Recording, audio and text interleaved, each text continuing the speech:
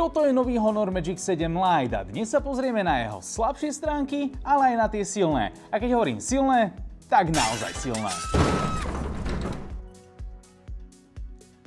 Začneme ale tým, čo je nové a čo pocítite asi aj najviac. A pre mňa je to jednoznačne nová 6600 mAh batéria, s ktorou jeden deň používania zvládnete bez väčších problémov. Ďalej sa vo vnútri nachádza 8 GB rámka s technológiou Honor Run Turbo, čo dokáže 8 GB preniesť z romky a tým pádom v prípade potreby máte až 16 GB. Na margo procesoru tak vo vnútri sa nachádza Snapdragon 6 generácie 1, čo znamená, že je optimalizovaný pre slušný výkon a zároveň veľmi dobrú efektivitu, takže tá výdrž baterky opäť z toho veľmi profituje. Dostupný je s pamäťou 256 alebo 512 GB a veľmi oceňujeme, že sedmička prináša aj stereo reproduktory, tým pádom máte o niečo kvalitnejší zvuk, aj keď treba povedať, že stále sa skoro radí k tomu priemeru v tomto segmente. Za to 6,8 palcový AMOLED displej patrí k jednoznačne mojim najobľúbenejším veciam na tomto telefóne, pretože má nádherné farby, veľmi sa mi páči aj to zaoblenie rohov a taktiež na priamom slnku je naďalej dobre čitateľný. Celkovo aj dizajn telefónu pôsobí o niečo prémiovejšie, aj keď musím povedať, že tá zadná časť chytá otlačky prstov lepšie ako na policajnej stanici, pretože fakt toto ma normálne až fascinuje, ako detálne ich tam vidím.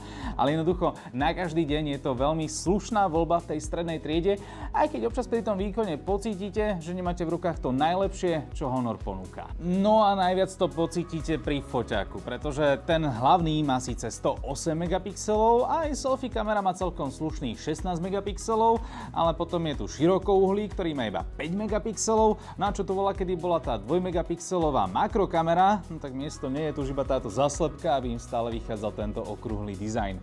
Celkom musím povedať, že ešte na také tie klasické fotky to stačí, je tam cítiť aj tá AI optimalizácia, ale na nejaké portrétové fotky alebo nebodaj videá tento telefón naozaj nie je. No a poďme teraz konečne k tým silným stránkam Honoru Magic 7 Lite, pretože Honor nám poslal tento balíček, vďaka ktorému budeme vedieť otestovať, že či je naozaj taký odolný. Oni to dokonca nazvali Not So Fragile Challenge a máme tu hneď niekoľko vecičiek, ktoré otestujú, že či znesie naozaj úplne všetko. Týmto budeme škrábať displej, týmto si odmeriame, že z akej výšky ho zhodíme, no a s týmto ho potom dáme do mrazničky. Dobre, toto bude dosť bolieť, ale teda poďme škriabať displej, čiže teraz simulujem vlastne, že...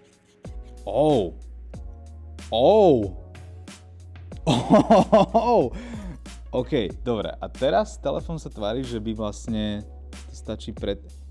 Nie...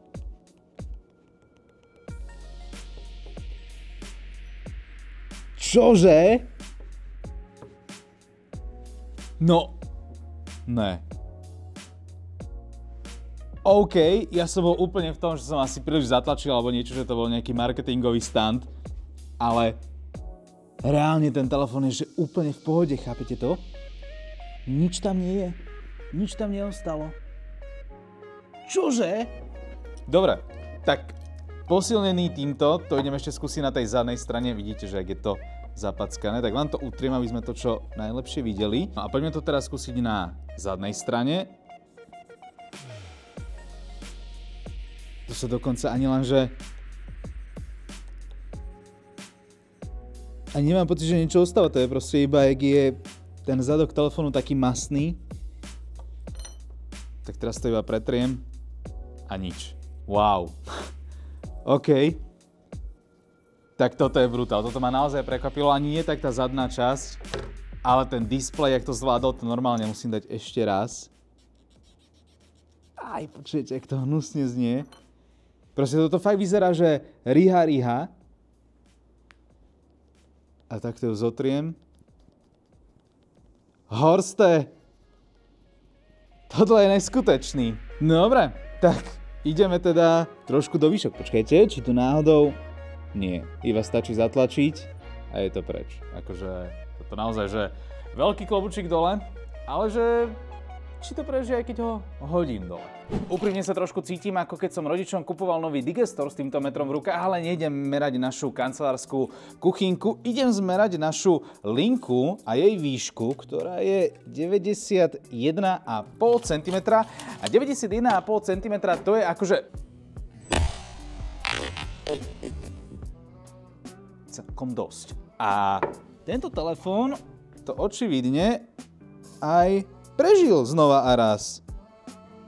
To je neuveriteľné, akože fakt, on znesie úplne všetko, aj keď ho takto oblejem, tak stále je úplne v pohode, tak môžeme ísť na ďalšiu skúšku.